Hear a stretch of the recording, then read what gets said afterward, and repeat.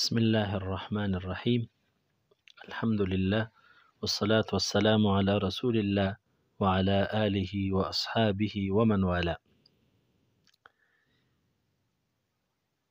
بسم الله الرحمن الرحيم.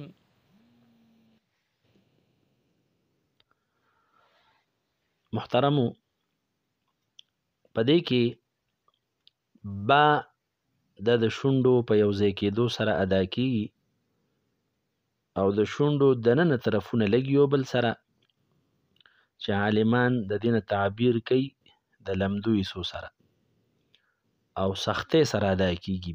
بی زیر دی پی او دا به معروف ادا کو، یعنی بی به نه وایو، بی. سین ورپسې ساکن دی.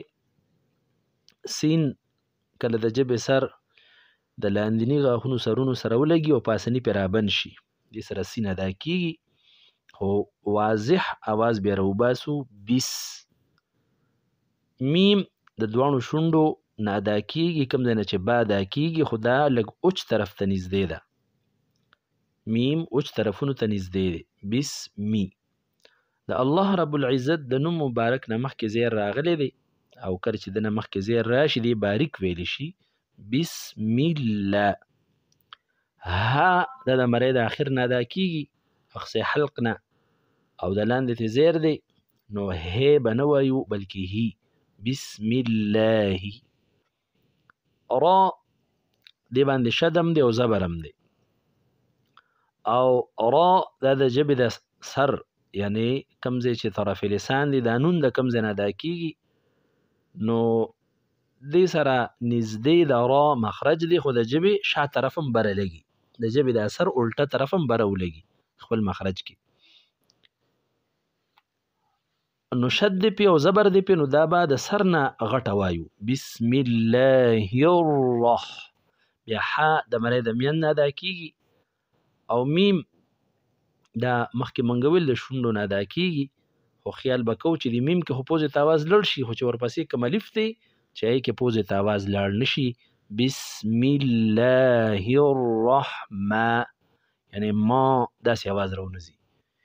نی نون دا د ژبې د ګولایي نه ادا کیږي، چې کله درو غاښونو سره ژبې سر ولګي، دا ګولایي د ژبې مخامخ ثنایا دي، رباعي انیاب، دې سره د ژبې د سر ولګي، طرف لسان ورته وي، دې نه نون ادا کیږي.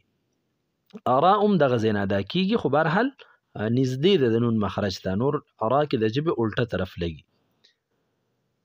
دغه ورپسې بسم الله الرحمن را راغلی ده، او را نون مخرج مونږ ویل چې همدغه یو ځای دي. ح دا د مرۍ د مینځ نه ادا کیږي، او حیم دا یا راغلی دی ته یا مده وی، نو دې کې به کوشش کوو چې حیم نشي، دا مجهول دی، حیم. او الرحیمی زیر دی، خو چې کله مونږ ودرېږو دا زیر به ساکن کو، الرحیم.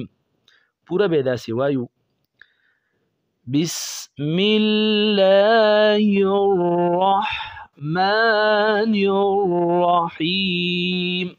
یا را کې به کوشش کوو دی کې تکرار صفت دی، تکرار معنی ده چې دا ژبې سر رفي، خو دا به پکې نه کوو، او نه به د تکرار ختمو، الرحمن الرحیم به هم نه وایو. نو دې دواړو نه به ځان ساتو، مبالغه هم پکې نه کوو او نه به پکې تکرار ختمو.